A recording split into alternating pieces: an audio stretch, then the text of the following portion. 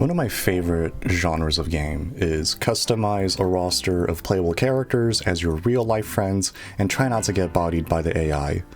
So, in theory, you make custom characters that resemble your friends, and you play through the game with them as your team. This works in RimWorld, this works on a smaller scale in some Final Fantasy games, but you know what this works really well in? Baseball. This is the perfect game for a huge amount of people. In baseball, you have 40 people on your active roster. In this case, we're going to have 22. But then you have this entire minor league system you just fucking pull players from, like their Pokemon, in your PC storage. Baseball is basically a Pokemon battle. One team versus another team. It's kind of a 1v1. It's kind of not. Everyone in baseball gets their time to shine. That's one of my favorite aspects of it. There's a spotlight on someone, and if they hit a home run, or if they strike out a batter, their entire team is cheering for them.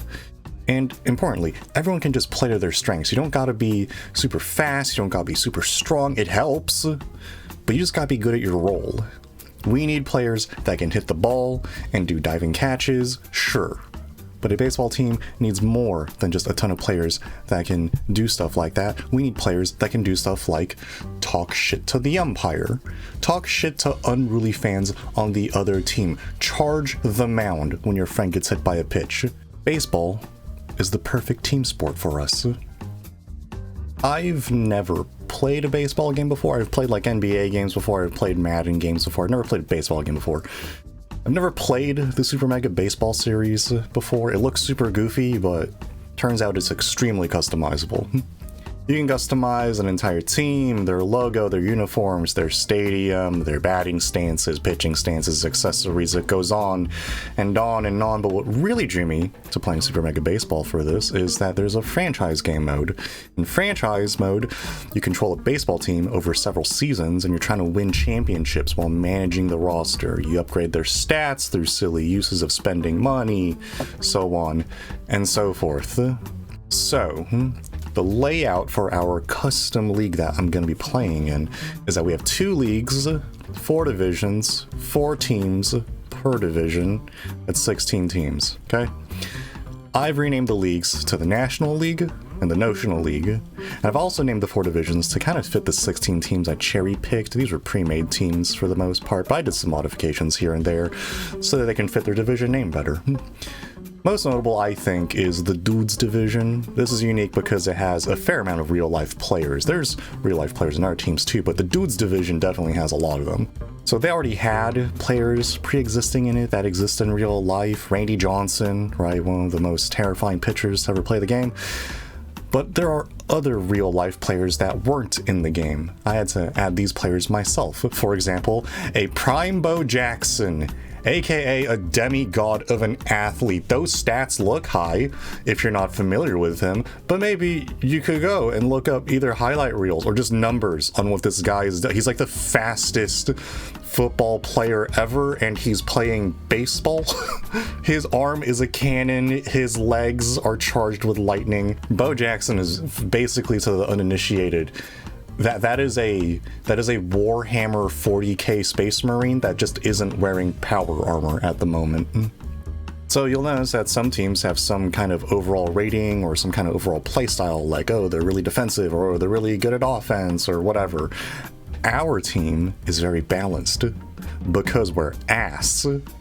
See, all of our stats, they're not good. We'll get into stats really quickly, but first, I spent this many hours on the game just working on the custom league named Behold Thompson, as well as our team. So some of those hours were on things like customizing the logo, uniforms, figuring out how to theme every division, choosing a baseball stadium for every team, but the vast majority of the time I spent on the game was customizing 22 characters for Team Dire. Remember how I said that baseball has really big teams? Yeah, in real life it's like a 40-man roster. Thank God it's only 22 in Super Mega Baseball. I had to customize 22 faces and 22 roles, 22 people and all of their stats, 22 different batting stances. It's 90% of the work, which is customizing 22 things several times over. Now our stats, as I said before, is garbage overall, but we're balanced, right? We're balanced garbage. Our stats max out at 40 out of 100, and we got a floor of 10. Here's my logic. This is us at our absolute best. All the sports science in the world has been used to help elevate us to our full potential. Like, even if we all work out and practice our entire lives, we're not going to be as good as real MLB players. That's not happening. So with that in mind, our ceiling is low as hell, but hey, our floor isn't straight up a 0. So for us, 40 is comparatively high. 10, that's our floor. Let's get into the players. Okay, so catcher, extremely critical role on the team. If a ball gets pitched to the catcher and they fumble it, they fucking butterfingers the catch, it's a free stolen base. If someone's on first or second, congrats, they're now on either second or third. They just took off. So we need someone who has fantastic hand-eye coordination, because that'll translate hopefully to getting the ball, fielding the ball consistently, not dropping it. So with that in mind, I kind of thought to myself, okay, someone who plays maybe rhythm games really well. Maybe someone who can chase down a cat. Maybe someone whose day job involves, I don't know, careful handling of hot liquids. Behold the perfect fit. Jam Jam. Our second catcher is Tess, and we have a good reason for that. We need a catcher that can talk shit to the umpire when he makes bad calls. Someone that will reach into their pocket and hand the umpire a coupon for LensCrafters because they're fucking blind. Tess is our guard against the umpires when they commit baseball terrorism. Maybe I should talk about that a little bit. So in baseball, the umpire who's standing behind home plate is just kind of... He can say whatever the fuck he wants. Literally, someone can throw the ball into the nosebleeds and they'll be like, strike.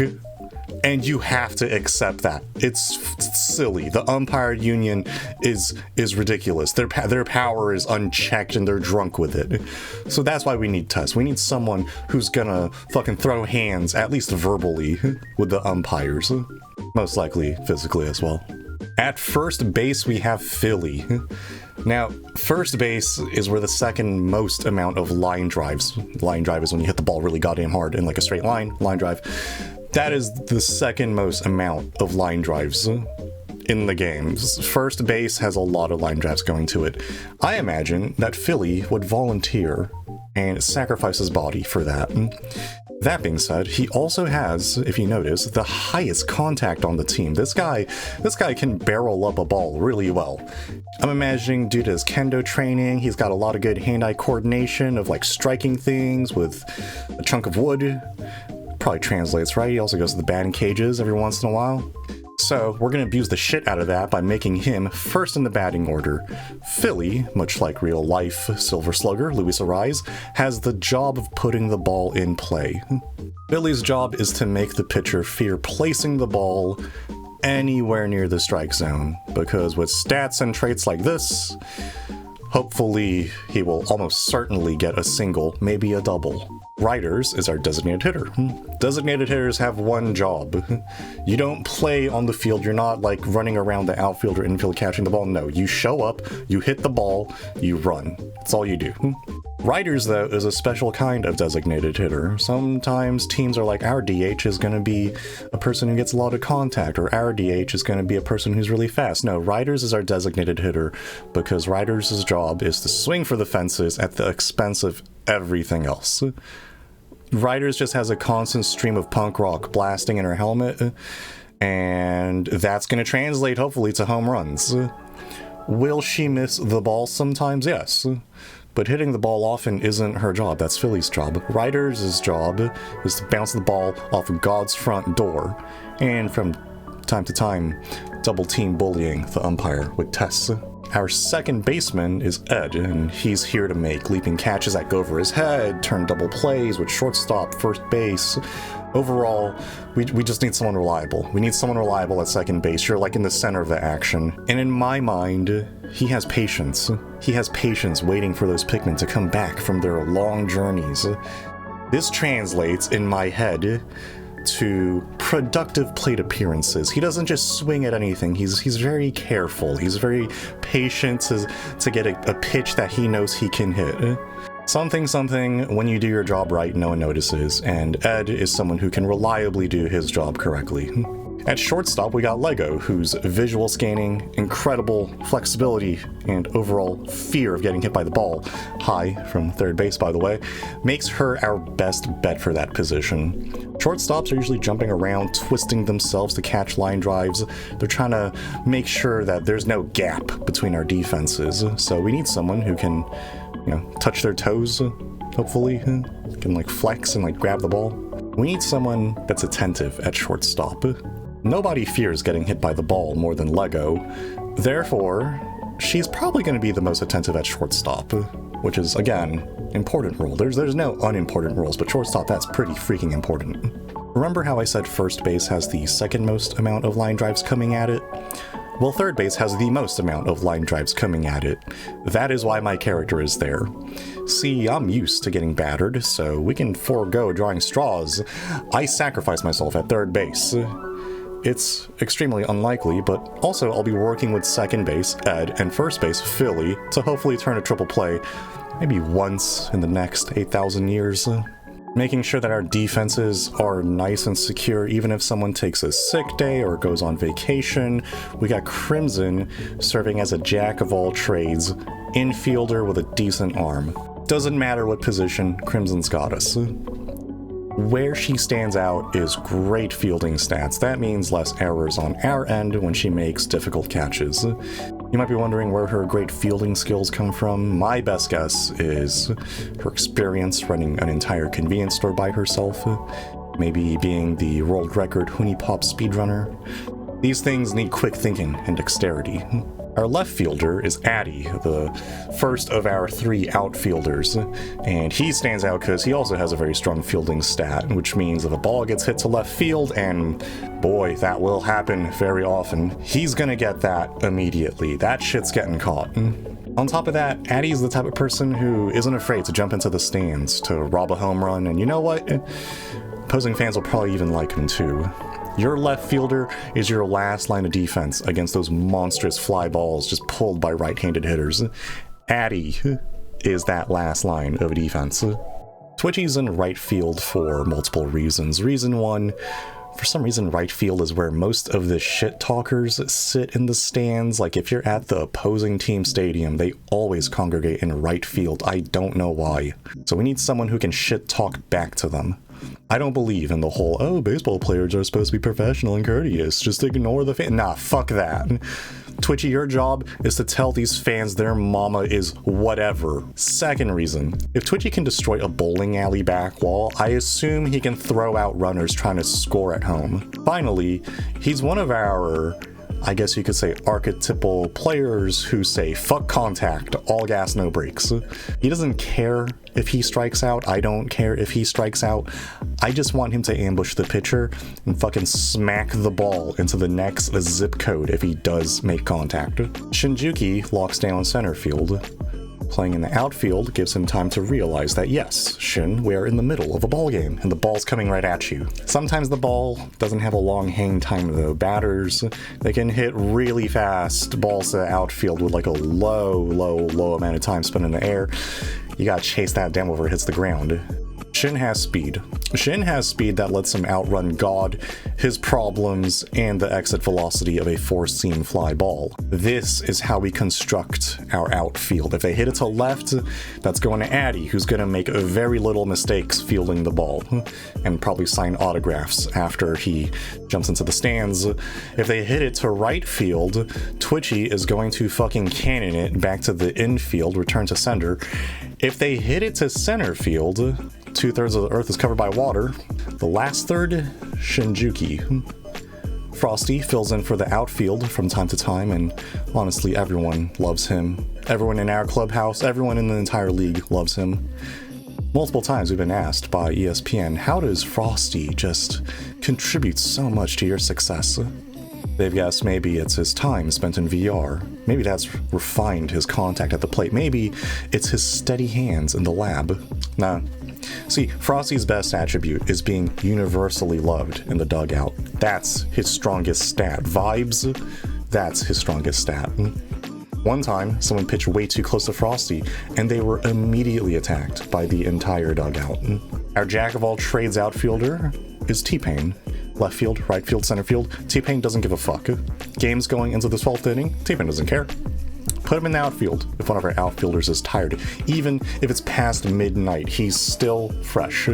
He's here to win, damn it. Moving on to our pitching staff, our starting pitchers, far and away, Found is our best player. If we didn't have a designated hitter, Found would be our Babe Ruth.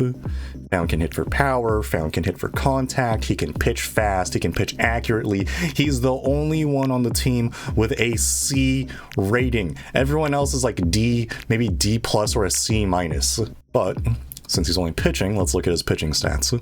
Yeah, he's basically our Yu Darvish. He has a billion different types of pitches. He's the only one on the team with 5 different pitches.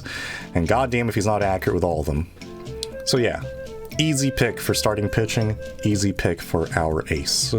Something I should mention about starting pitchers is I wanted people that are reliable. Found, he's an easy shoo-in, but for everyone else, we need them to be reliable as their number one trait. Your starting pitcher might have the biggest effect size on whether you win or lose a game. They're facing off against the entire opposing team for over half the game. So when we look at people that are reliable, Monica's reliable. Monica can handle the crowd.